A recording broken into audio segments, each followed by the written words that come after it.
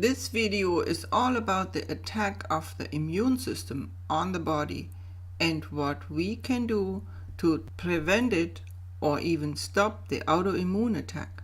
When the immune system starts to attack the body's own tissue, we call it an autoimmune disease, and numerous symptoms start to develop. In the process of the immune attack, the tissue gets inflamed and damaged. About 5 to 8% of the population in America is affected, which doesn't sound like much. But 5 to 8% are about 14 to 22 million people, and the number is rising, says the US National Institutes of Health. Autoimmune diseases such as Hashimoto thyroiditis, rheumatoid arthritis, multiple sclerosis, and lupus affect mostly women. The medical community has a hard time understanding that it will not help if they prescribe immune suppressants. Symptoms may disappear only to pop up in different places.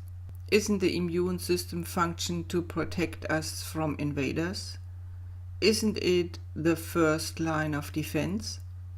Aren't people who take immune suppressants are more susceptible to infections? I'm not saying that drugs may not help someone to get back on their feet, but shouldn't we take a look at the underlying causes? Shouldn't we take a look at why the immune system is attacking the body? The concept of prescribing drugs for a specific organ that is under attack from the immune system is questionable. It is not the organ that attacks itself. It is the immune system that attacks the body's own tissue and organs.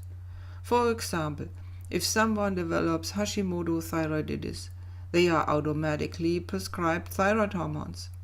It may very well be that they need hormone replacement, but nothing else is being recommended to stop the autoimmune attack on the thyroid. It looks like physicians just ignore the fact that the immune system is involved. When I was diagnosed with Hashimoto's, I wasn't even told that it is an autoimmune disease. Instead, I was handed a prescription for thyroid hormones that caused heart palpitations. Because of that, I was sent to a cardiologist. Of course, there was nothing wrong with my heart. I never ever in my whole life had heart palpitations. Instead of looking into the fact that I developed this symptom only after starting to take thyroid hormones, the dosage was cut in half. Well, that didn't help either. Only when I stopped taking the hormones, which I didn't need in the first place, my heart function returned to normal. This experience led me to the research and becoming a functional diagnostic practitioner. But back to the attack of the immune system on the body.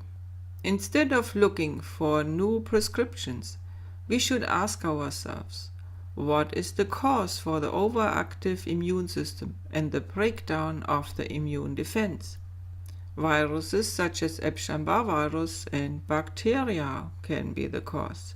And in most cases, people who are diagnosed with Hashimoto thyroiditis actually have an Epstein-Barr virus infection. Antibiotics and other drugs can be the cause. We know that antibiotics kill also the beneficial bacteria in the gut, and other drugs can reduce certain minerals and vitamins. Environmental toxins, heavy metals, herbicides, pesticides can be the cause. Viruses feed on heavy metals. They feed on iron as well. And H. pylori, the bacteria in the stomach, basically feeds on stomach acid. BPA in plastics is an endocrine disruptor. Mercury, asbestos, mycotoxins such as mold, which can enter through the skin and through the mucosal layer into the systemic system. Peanuts, for example, contain mycotoxins. TCE from dry cleaning. Formaldehyde in glues, cigarette smoke, salt as sodium chloride, all are triggers for autoimmune diseases. Parasites infection can damage the gut lining. Food can cause inflammation in the gut. Stress, which causes a rise in cortisol and the breakdown of the mucosa, are possible causes and need to be investigated. An autoimmune condition is never just the result of one causal factor. A complex approach is necessary. What happens in the gut is that the immune system gets activated by the factors I just mentioned. In the process, the immune system starts to attack the body's own tissue. Molecular mimicking is the key word here. For example, if the immune system starts to attack gluten that we consume in wheat, it also starts to attack the thyroid tissue because it looks similar to gluten. Symptoms people encounter are many and give us an indication as to what is going on in the body that attacks itself. Adrenal issues, high cortisol level, the stress hormone cortisol can cause leaky gut. It also prevents the proper conversion of the thyroid hormone T4 into T3 and raises reverse T3, which then in turn lowers free T3, the hormone that is needed in every cell in the body. With the end result of low free T3, people complain about symptoms of fatigue, weight gain, tiredness, and depression. Food sensitivities can lead to skin issues, immune system flare-up, and digestive issues. Digestive issues such as GERD, constipation, flatulence, diarrhea, bloating, and undigested food in stools are signs that the gut is not working properly, that there most likely is an imbalance between the amount of beneficial and pathogenic bacteria in the gut. What can you do to calm down the immune system? There needs to be a method of searching for the underlying causes of symptoms and a method in helping the body to recover, repair, and get back to a state of homeostasis. You can do a lot to help yourself. Take a look at your lifestyle, at the food you eat. Is it mostly junk food? Or do you cook healthy meals with fresh produce? What about the medication you are taking? Do they cause mineral and or vitamin deficiencies? Do they disrupt the microbiome in the gut? Do you drink tap water? Does it contain fluoride and chlorine? It may contain heavy metals as well. Don't forget the steam you inhale when you take a shower. If you don't install a chlorine filter, then you inhale chlorine.